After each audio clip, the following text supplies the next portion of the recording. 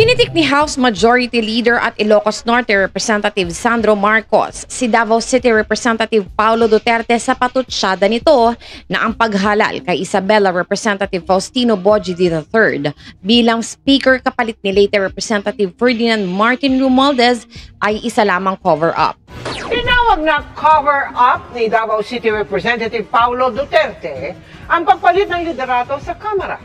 Nakumambaka style ngayon nung anak siya ng Pangulo. I can assure you that we are consultative with all the party leaders. Pwede mo silang tanungin. We met for plenty of weeks.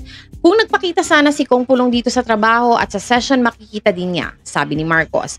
But I'm sure he's busy looking for the 51 billion pesos that was spent on his district. Dagdag pa nito na ang tinutukoy ay ang 51 bilyong halaga ng proyekto na inilaan sa distrito ni Duterte noong 2020 to 2022. Ayon kay Marcos, kinonsulta ang mga leaders at miyembro ng iba't ibang partido upang maghanap ng magiging kapalit ni Romualdez na nais na magbitiw upang bigyang daan ang malayang pag-iimbestiga ng Independent Commission for Infrastructure.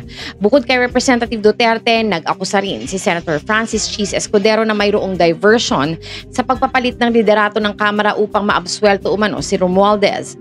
Katawa-tawa naman ang ginagawa nila. Ang bilis naman nila iabsuelto si Speaker Romualdez. Ilaglag si Representative Zaldico. Ilihis ang issue at magtuturo ng iba, sabi ni Escudero.